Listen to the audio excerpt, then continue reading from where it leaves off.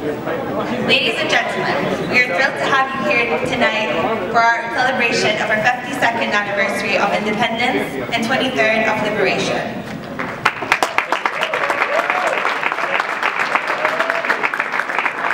Please welcome with me on stage the person who has guided every Kuwaiti to overcome their difficulties that they have faced, our President of the Kuwaiti Association, our beloved President, Hamad Al-Ghannour.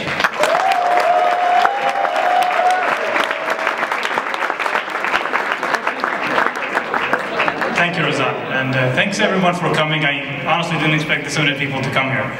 Probably expect maybe 30 or 40, which is the people who worked here. I guess first of all, I should say the Kuwaiti Student Association will do something similar to this, maybe a little bit of smaller scale, done by maybe 10 Kuwaiti students for the benefit of the rest of the Kuwaiti students, which is about 60 or 70 of us here. This year we decided to do something different, maybe go larger scale and do something to share our identity with our classmates, teachers, professors, and in some cases even our students. I know there's at least one person here who used to teach or teaches still. We celebrate 2 days, even though we say it's a national day, the 25th of February and the 26th. The 25th will actually celebrate the birth of our Constitution in 1961 and the independence of Kuwait. The second one comes almost 30 years later, just a day off, in 1991, which celebrates the liberation of Kuwait from 7 months of Saddam Hussein occupation. Some of you might even be old enough to remember that. It actually is the end of the Desert Storm. Many people think Desert Storm is somewhere else, but it actually was in Kuwait, a coalition of international forces to liberate the country. Even an A student sometimes has ways to improve. So I've attended some more cultural events during my time in Penn State, and if I wanted to say there's one thing that I could do better if I was to do some, or if I was to be part of a group that does a national event, is to focus, maybe balance a little bit between the past, present, and future. And many events, they would just focus too much on the past. You'd think maybe they're, I mean, everybody's proud of where they come from, right? But we're also more proud of what we are now, because that's what we're living in. And we're way more interested in the future, because not only are we likely to live through part of it at least, and we actually have the chance to influence it. So I wanted to maybe show a little bit of that, and hopefully we succeeded there. We have a good show for you tonight. I'm so excited. These are some of the people that are going to be performing tonight.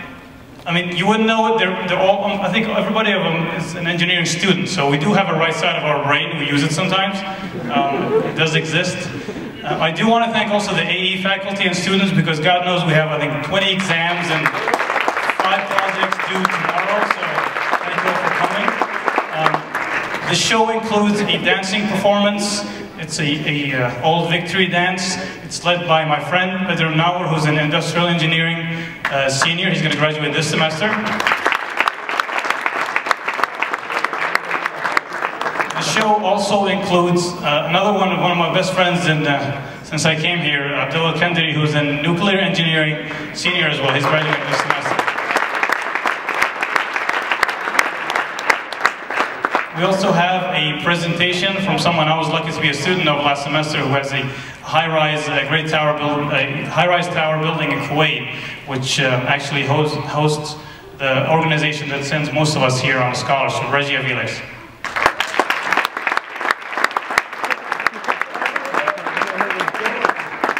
He did give me an A-, so I hope this brings it up to an A. So thank you so much for coming, and I hope you guys enjoy it, and thank you again.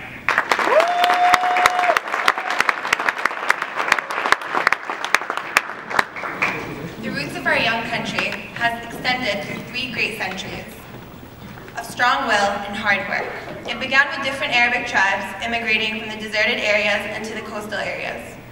Arabic tribes, including every country, holding strongly onto their traditions, such as dances. The following will help illustrate my words, which resembled victory.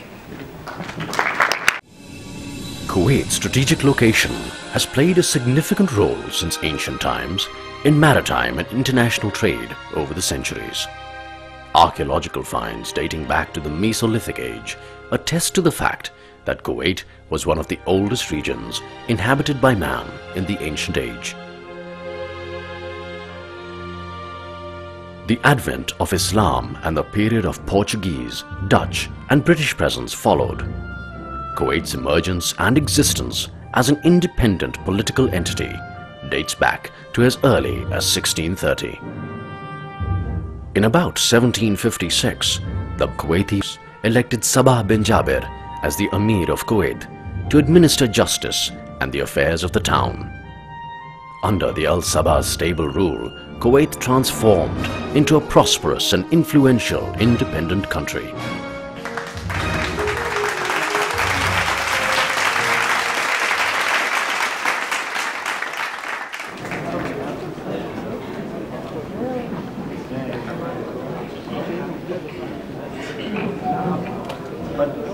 السلام عليكم ورحمة الله وبركاته. يعطيكم العافية على الحضور. حياكم الله جميعا. As you can see, we're going to do the victory dance right now, but obviously this is not the traditional sword we use, but this is the best we can do. Enjoy, thank you.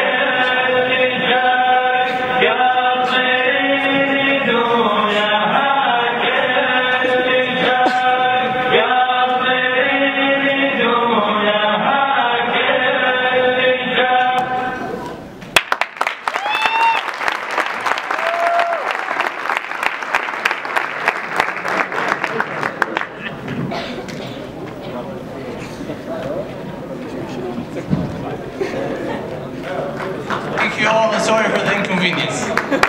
Kuwaitis managed to protect their city by building walls around the city and fighting for it.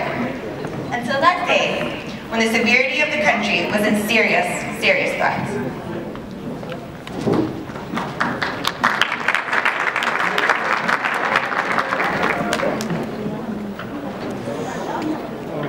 Even through this treaty, Kuwait gave so much authority for Britain over the Kuwaiti international relationships. It paved the way for so much development, intellectual flourishment, cultural diversity, and most importantly, a great sense of security for all the Kuwaitis.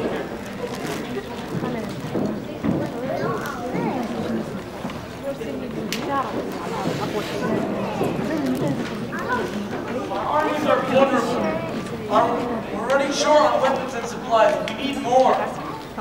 What are you trying to imply?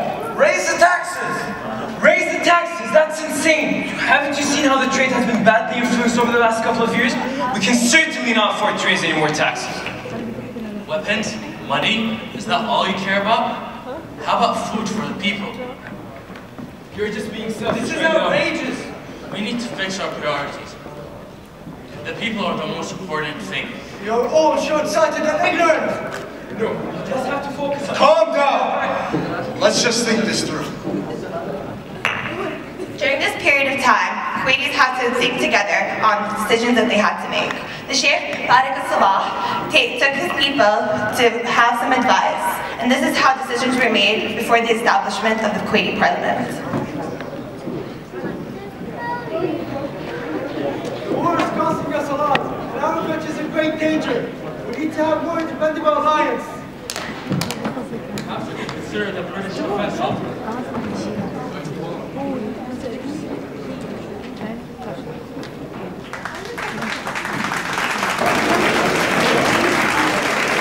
History repeated itself, but this time it was an unexpected betrayal from who was presumably supposed to be our friend and our neighbor. A trusted friend that turned to be an avid, backstabbing neighbor, attracted to the success of the small country. Early hours in August 2nd, 1990, around 4 a.m., President and the leader of Iraq at that time, Saddam Hussein, shocked the peaceful nation with violence, enmity, and brutal attacks, destroying all the meanings of trustfulness and humanity. This resulted in a severe phase of depression for all the Kuwaiti citizens.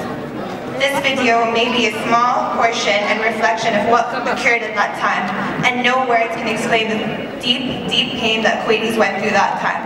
But I hope this is just something that can give you an idea.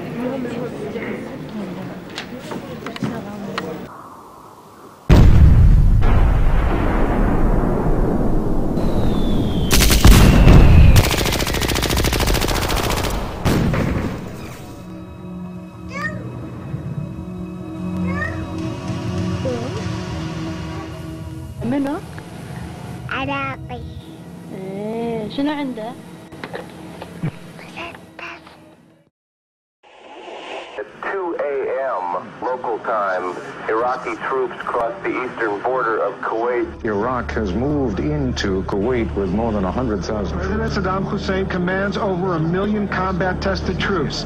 Thousands of tanks. On August the 2nd, 1990, Saddam Hussein's forces crossed the border into Kuwait.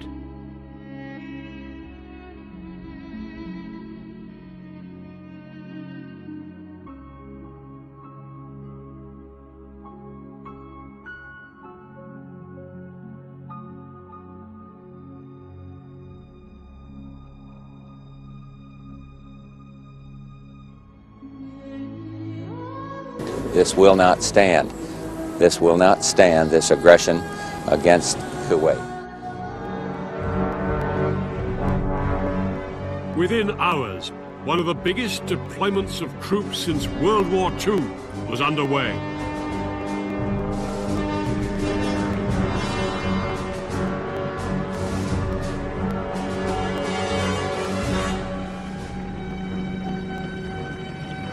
In the coming months, troops from over 30 countries would take their place alongside the Americans and British in the Saudi Arabian desert. It was an extraordinary coalition that even included several Arab states. Coalition troops led by units from Kuwait's own army arrived in Kuwait City.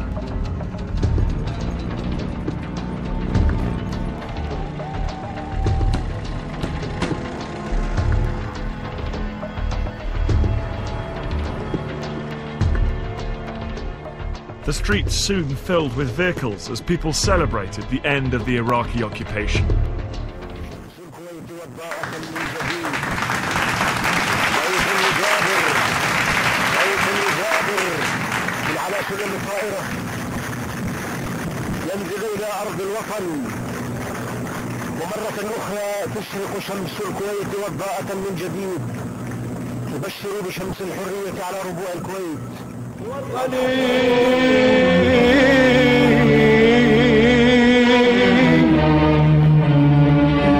وطن النهار،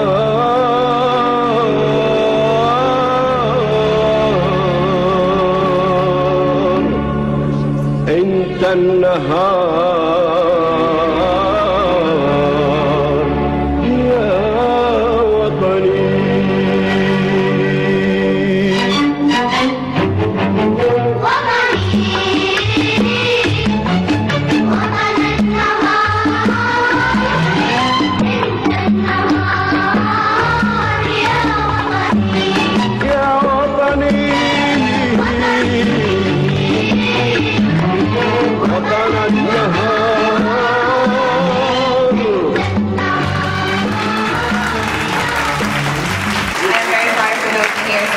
Who have been through that, and that was very depressing for everyone.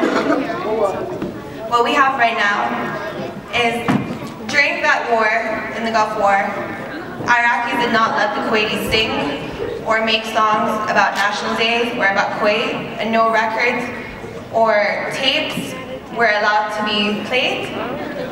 So this man right here, which is a poet, Fayed Abdul Jalil, he made poetry and he made songs out of them and sang them. So he wanted to spread them and distribute them around everyone in Kuwait along with the Kuwaiti citizens. So he did. He started the movement with a single song which was very simple lyrics and melody for moral support. After the song was recorded in a week, he was taken by the Iraqis for hostage.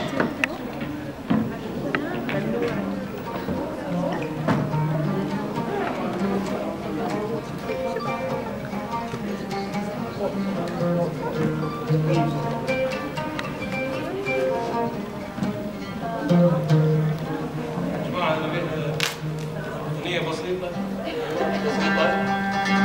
كمان صغيرة نزلين ألحان بسيطة نبيها تتوسع فبرا نشوفها.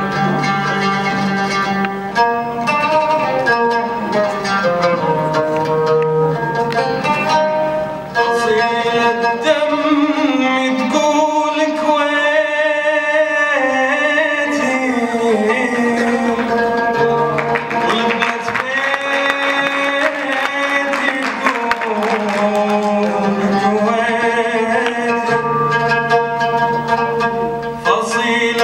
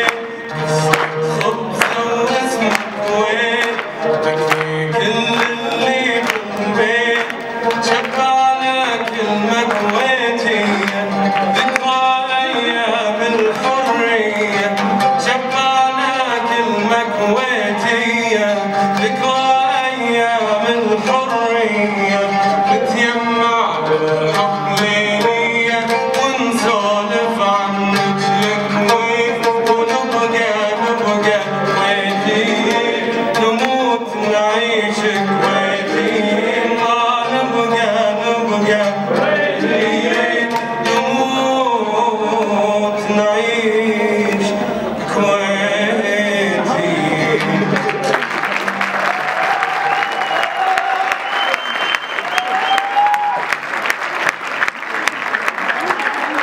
Despite everything Kuwait has gone through during and after his brutal war, the determination of the people and their solidarity, and of course the support of our friends over the world to overcome this crisis. And I would like to thank the United States and every single soldier in the Army of the United States who has helped us during that war.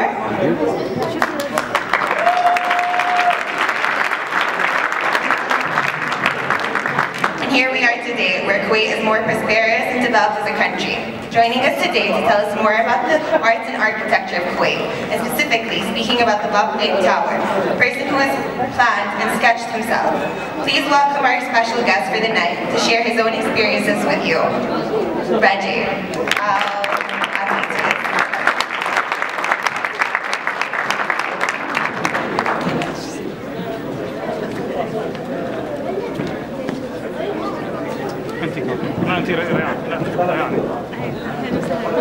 Thank you, good evening. This is some powerful images and definitely a great show. And I have to follow that. It's kind of tough to follow that with a dry PowerPoint architectural presentation, but I'm going to try my best, okay?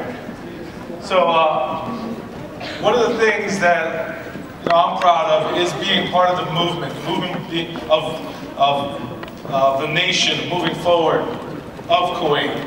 You guys have a beautiful culture and I'm very proud. So I'm proud of being part of that. Since the occupation, even before that, always striving to move forward. And so I'm pleased that with this architectural piece that I'm about to show that I designed while my tenure at MBJ in New York.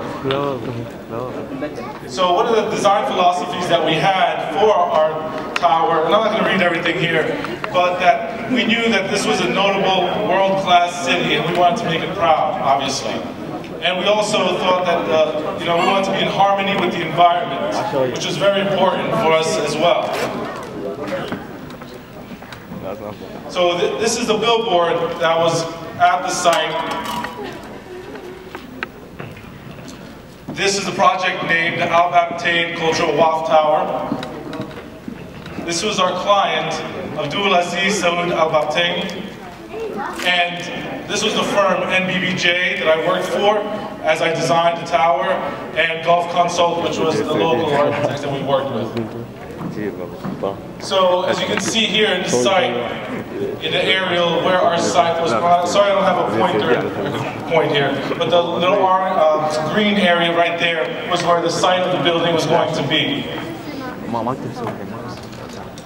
It was on the corner of, I'm going to butcher these names, so bear with me. Jaber Al-Maburak and Abdullah Al-Almad Street, right there in the corner. Actually, this is an aerial, recent aerial, so the building's actually there now. But MBBJ was no stranger to the area. We actually have done work there before.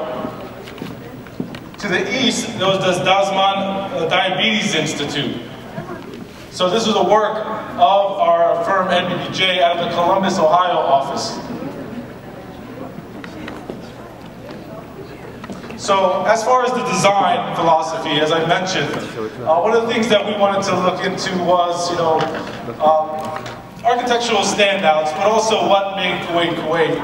And we looked at one of the most powerful things is the environment. The heat, the sun was powerful, especially in my visit there. And the long history of the fishing and the trading with the booms, and also the land itself, and the wind, and the sand, and how the wind would carve into the sand and make these beautiful shapes, and how the sun would glisten off the Kuwait towers and just bring it to life. So during the design process, we looked at different ways of how we can capture that aesthetic in our tower. And the client also asked for something, of course, that nobody's seen before, right? I want something different, something great, something, totally new. So we tried different variations of this form, trying to capture the spirit of what we wanted to do. Our first idea was, again, the concept of fire and sun. Here's the views. We had the views to the Gulf. There's our site in gray. Prevailing winds. and also the sun trajectory behind us. The great thing was that we were facing north, so we could get a great view of the Gulf, and the sun would be behind us. So the first scheme was what we called it Scheme A, the sun. And this is what the sun scheme, as we called it, looked like. So we tried to capture that movement of the flames as it twirled upwards to the sky.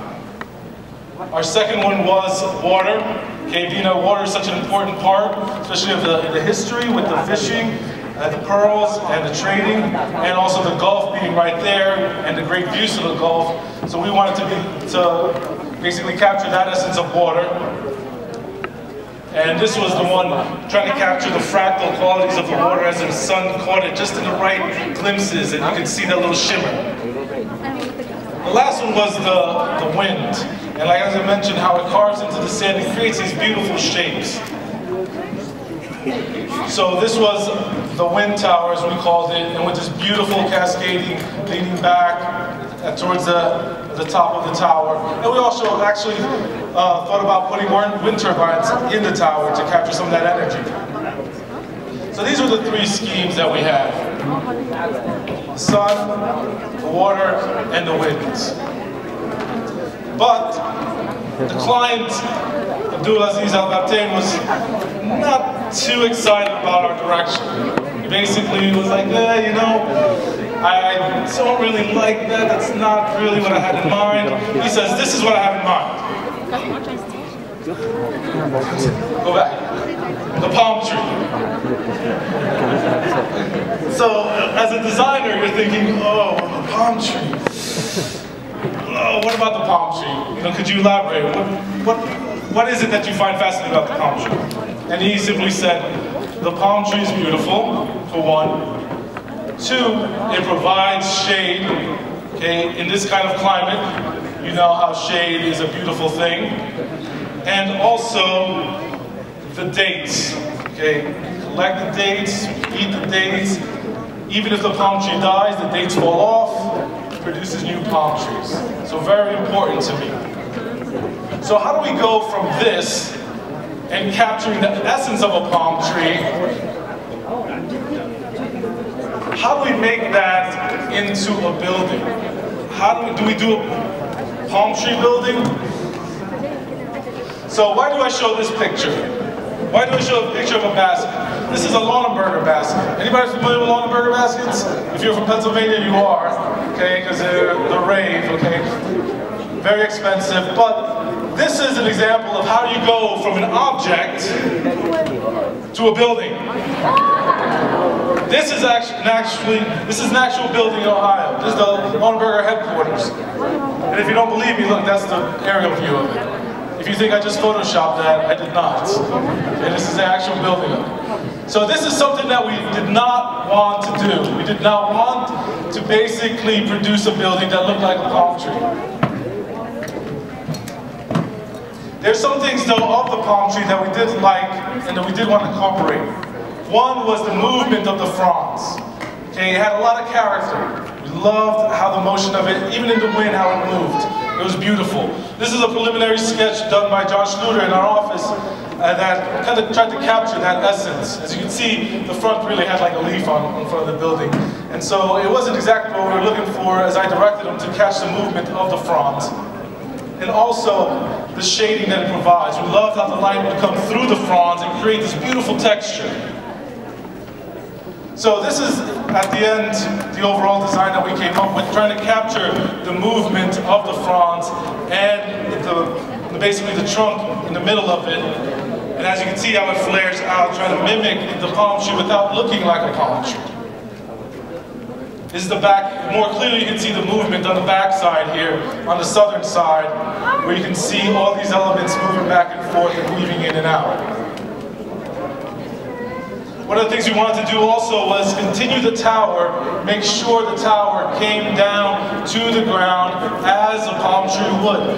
Typically, when you have a retail base at the bottom, the tower basically just sits right on top of the base and doesn't come down to the ground. So one of the things we wanted to do was have the tower actually come down to the ground and meet the ground like a palm tree would.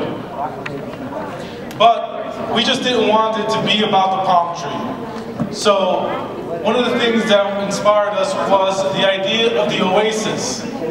Okay, the idea of sanctuary, the idea of finding something beautiful in maybe an area where you might think wasn't so beautiful or extreme. Okay, so the palm tree for one thing, creating the shade, and two, the water, finding the water in those areas, which was really exciting for us too. So we thought the idea behind this building was the oasis. We were going to make it a place where somebody would want to come, step outside, step inside, get away from the heat, and not just come because it's a cool looking tower, but actually want to go there because of the environment. So we wanted to create this oasis. So we thought the perfect place would be the entry point between the tower, the office tower, and the retail component in the back here. That middle area would be where we would concentrate this idea. This is a preliminary drawing that was done, that I did during the design, trying to capture this, to show the client the idea of the oasis. Here it is, you walk in, you have this great water wall just cascading down the side of the tower. You have light coming in from the top, filtered through the window, and then the palm trees inside, and just this life happening inside. We have a couple of tourists taking pictures, we have an architecture student up at the top taking pictures, coming in for meetings. It's going to be a great place. The client loved it, he was sold on the idea. Okay. Here's a picture of the model that we made for the client to take over there, as you can see from the aerial view here. Here's a street view of the model itself, and then an actual picture of the building, same view as the model. And so you can see right there that little seam between the tower and the retail base where our oasis would start. Here's the actual view of that atrium space. As you can see, the shadows on the top here, trying to capture that filtration of light from the palm tree. So the glass that swooped in on top actually created that filtering, the shadows of the palm trees. And from rendering, from conception to realization, they didn't go with my water wall, fortunate. They have this big sign over here instead. I guess you gotta bring in money in some way instead of water. Water doesn't do it for you. Here's an abstraction. This is the lobby of the tower, but this is an abstraction, so bear with me as I try to explain this. Even the reception desk here has the idea of the palm tree.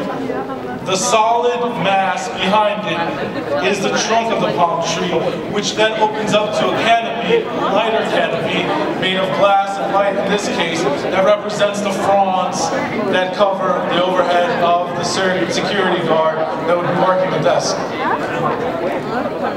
And the entry of the front here, how it opens up and lifts up to greet the people working at the office here as they get dropped off at the front entrance. So this is a construction picture of the actual the site. There is a parking garage underneath it, so as you can see, they've dug down to accommodate that. Another construction view. Another one, so you can see the corner, the big column that runs up the corner of the tower. And then the top, you can see the start of the tapering back, and also the leaves, as we call it, cascading back. And on the other side, the retail component to the back. So really quickly, and again, sorry I don't have my pointer with me, I would point the way. One of the things here is, the plan as we wanted to show you is, in the back also we want to have a water feature. In the front, a little outside area as well, it's shaded. There's the water feature there with the palm trees in the retail area. We would have artificial rain coming down.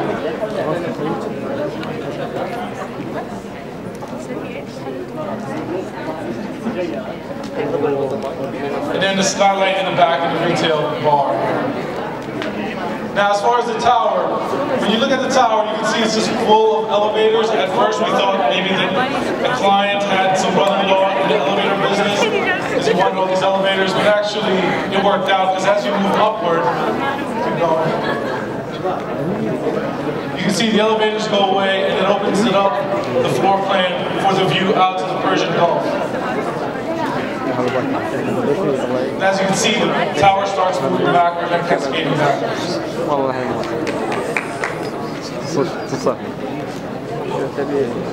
And one last thing that I want to talk about is the lighting. Because of this specific day, National Kuwait Day, we added a special touch of the lighting in the facade, in the mullions, so we can get this type of effect of the little dot lights, spotlights. As you can see the model here, so they can turn it on this special occasion. So, from conception to realization. Here's a graphic I found on the internet. My building is the third from the right, which I'm happy about.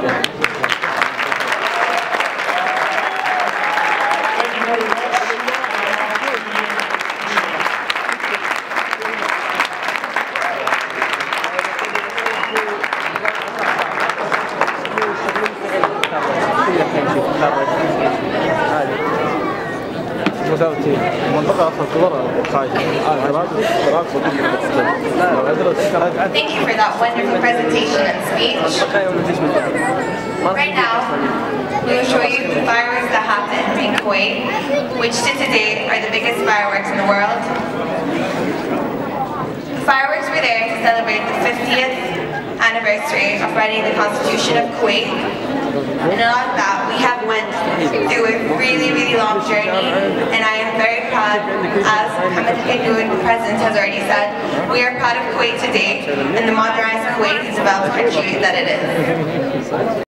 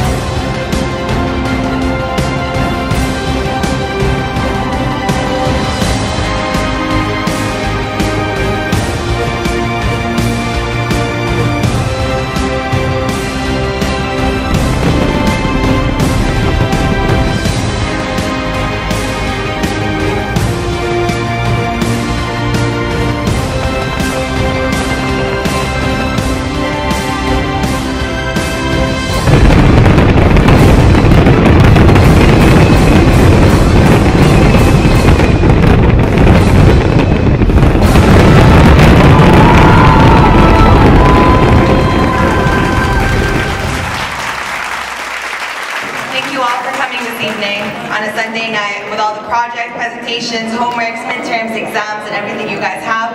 And we are greatly appreciated to have you here this evening. And I would like to have everyone, I am glad that everyone had fun. And I'd like to thank special people, Hamad al-Shumari, Hamad al-Zayed, Taha Ali, Hamad Kainour. There are much more who took time off their daily routines, their daily lives, their studies, to help us prepare for this event and this beautiful, beautiful night for our celebration of our beautiful country. Thank you again, and dinner is ready.